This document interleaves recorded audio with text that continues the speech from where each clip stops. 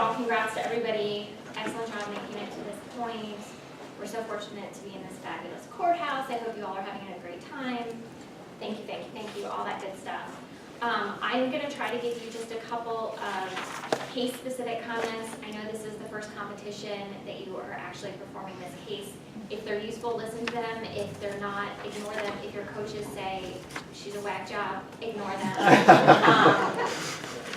And your coaches may or may not know me and may or may not have a reasonable basis for that opinion. I thought the introductions or the opening statements were both well prepared. I was very glad that even though we had done sort of the introductions real quick beforehand, that you went ahead and did that anyways. It sort of set the tone for the whole everything. Ms. Fisher, I thought you handled yourself very well. I don't know if you also opened on the other side or you stumbled or something happened, but you recovered very well. On your direct of Ms. White, careful of how did this make you feel? It's totally irrelevant how she feels. I thought you asked some other good questions and she can tell us how she feels, but as an attorney you don't want to try to elicit that. And also be careful of one last question. You said that and then you had a whole line of questioning. And had this not been nationals, I probably would have cut you off and said, counsel, you inform the bench you had one last question. Okay. Your time allotted for you to doubt has expired. Ms. White, maybe to make it a little bit scarier, you could call it a notice, which sounds scarier and more official than flyer. I don't know that you want to call it a notice, but just from your perspective, I got this notice, it had a seal on it, if that works for you. I thought there were some great objection exchanges, especially between the two of you at the end, and by that point in the trial, I felt like we had already established a rapport. I wouldn't have been quite that invasive earlier in the trial. But you guys know your objections, but it's like you go around 3 times before you tell me really what's going on.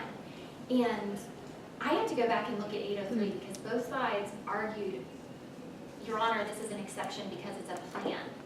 That's not what it says. It says then existing state of mind. And you can say which a plan is, but don't tell me it's under the plan exception because I'm going to either think that you are crazy or I'm not going to listen to what you have to say and I'm going to look it up. So make sure you're sticking with, those catchphrases that as attorneys and judges we recognize and we're like, oh yeah, then existing state of mind. Okay, this plan, okay, I'm on board. But I'm trying to think, plan, is this some business, exception? And it came up like 3 different times. And I'm like, I've been doing this a long time. Did something change? So that was kind of bizarre. And then there were some hearsay things that sometimes it's easier just to go for not for the truth. I mean, if you really want it for the truth, I think go for that. Mr. Ma, I think there were a couple times when you were arguing that it was hearsay. I don't know that you want to make the arguments on the numbers and all of that is hearsay. I would save those until you have a really strong, I don't want this to come in and I'm going to win on this type objection.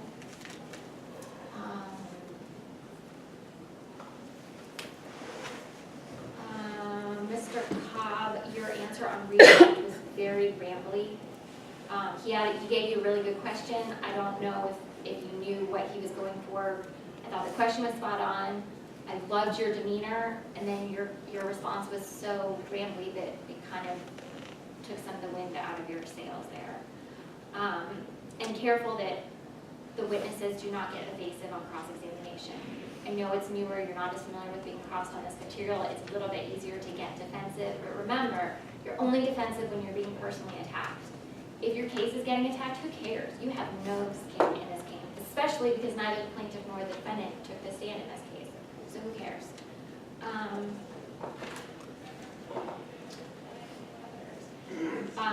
And this is probably just a personal thing, but more prejudicial than probative is not a strong objection as your initial grounds. You can go with relevance and then back it up. Again, it's like that whole 803 and everything else. Give me the relevance, and furthermore, it's more, even if you find it relevant, it's more prejudicial than probative. But if you just give me that, I'm not probably going to buy into it. Ms. Ishmael, I loved the timeline. Yeah. Don't wait until the rebuttal. That was great. And it's also a little bit strange to have a prepared document like that for your rebuttal. Give that to me earlier, because I was like, oh yeah. And they had that meeting, that's when the contact was entered, like I bought in and ate it up. There was one enlargement that we used, I think it was the map, that we didn't ask the witness, is this a fair and accurate enlargement, or is this a fair and accurate representation of the neighborhood or anything? You just asked her to talk about this random piece of paper.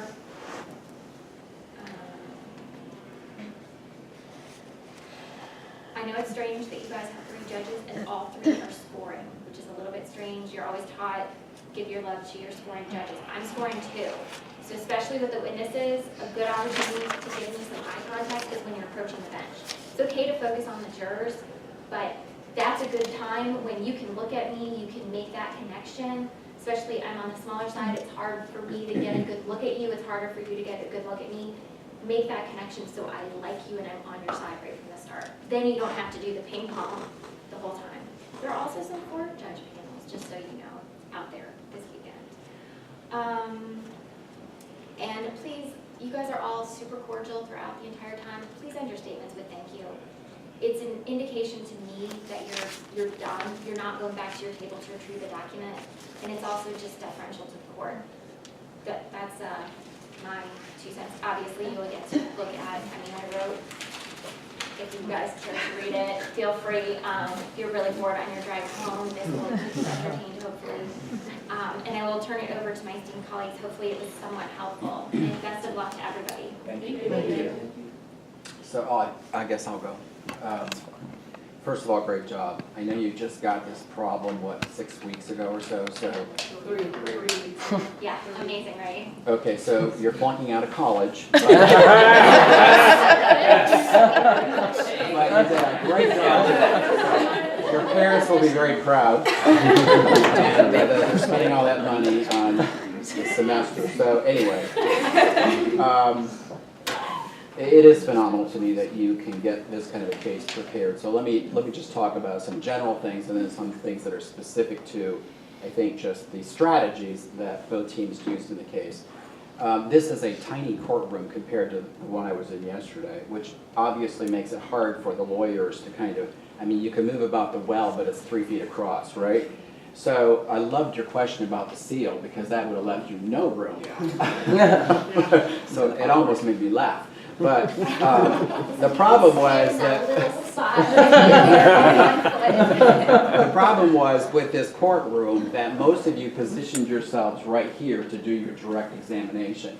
And therefore you had your back to me and potentially most of the jury the entire time.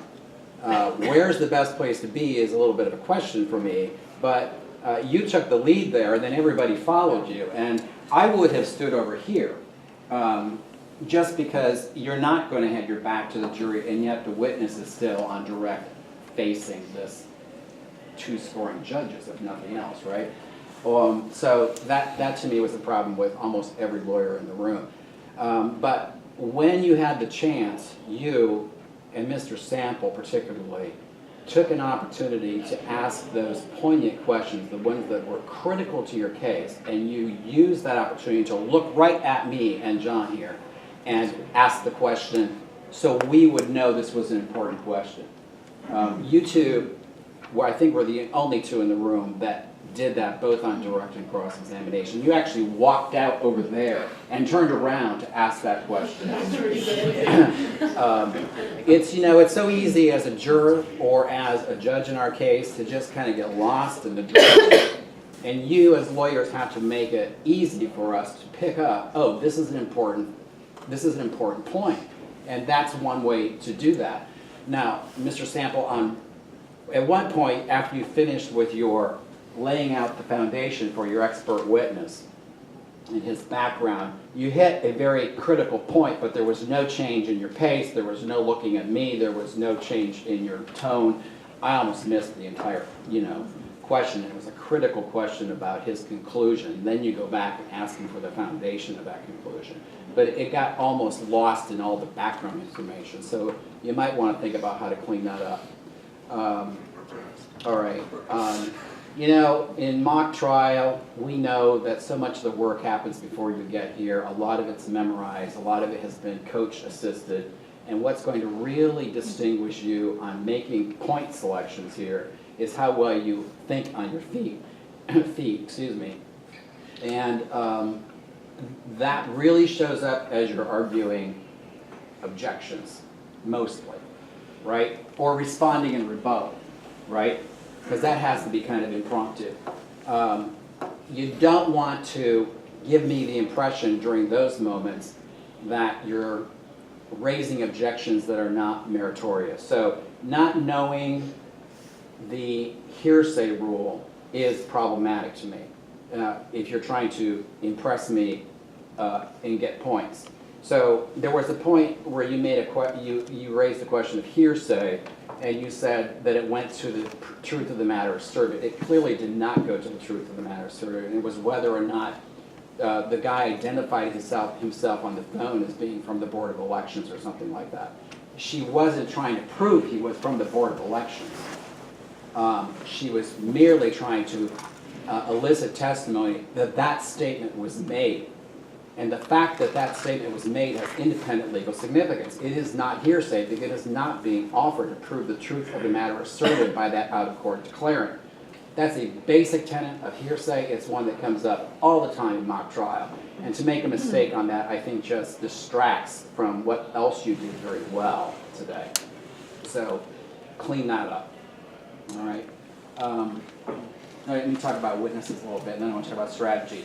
I think that witnesses, you both have to be in character, but your character has to keep the energy up in this room. In a real trial, the jurors are dozing off. This is mock trial. We try to make it more entertaining because you're trying to get the judges to score you higher. So your character may be very true to life, but it nonetheless is boring to me, okay? And so I'm not listening. I start to, drift off. And I thought on the plaintiff's side, there were a couple of witnesses who I lost interest in because your energy was just a little too low. Think about how to keep your energy high. Partly that's keeping your volume up, keeping your eye contact with us. I saw it drift a lot. I saw you going over our heads a lot. Your eye contact should be on my eyes, not on the back of my, the people in the next row. That was true both in direct and in cross-examination. So on your expert, you're an excellent, you did a great job of being a geek. Thanks, I'm actually. So good job with being yourself. But what you don't want to do is let your geek persona turn into milquetoast, and I say that in my written comments. Okay. He was pressing you on a lot of questions. You did stand up to him. I mean, in terms of content, you did do what you needed to do to protect your side's, substantive issues. But it just didn't come across to me as very forceful because of your geek, persona. And so maybe you need to step out of that geek persona on cross a little bit and get back in his face and say, absolutely not, that is not the case, or whatever it is, okay? All right, so a little bit of strategy. I thought that, there's some really damning evidence in this case about our dear Mary here. And that is, she was in this room with this guy for 3 hours. You just can't get away from that in this case. And I think that your theory in your case is, as you said in your closing argument, that it isn't that she changed the outcome of the election, it's that she lost the election. And yet, I just didn't hear in today's testimony enough about how Ginger tactically messed up. Changing there's testimony in these affidavits about her focusing all of her attention on other districts and leaving her home district, and you do talk about it. It just, to me, it just kind of came out flat. But most importantly, my gosh, there is just this incredibly damning gaffe. I Right? would like to hear more about it. The gaffe should be in your opening. You make reference to a gaffe, and you never say what the gaffe is. Ram that down Ginger's throat. in your opening, in any of the testimony where that can get elicited, and in your closing argument. And I didn't hear the gaffe once, I don't think, in any degree of detail. I mean, nobody read it out loud. You can't. It doesn't exist. The exact statement doesn't exist. Okay, because I heard a trial yesterday where it did exist. So maybe, so you have to, What was it? so maybe they were paraphrasing and it just came across to me as a quote. But, so you know, you always have to take what the judges say with a grain of salt because we don't know the materials as well as you do. But whatever you can do to get the content of that gaffe in front of the jury is absolutely critical. In your closing argument that she's the one that lost the election, you've got to come back to that, okay? And I just thought that was a strategic issue with your side of the case. On your side of the case, I think that, you know, the strategy on your side of the case is to try to pin and connect all of these dots leading to the mayor.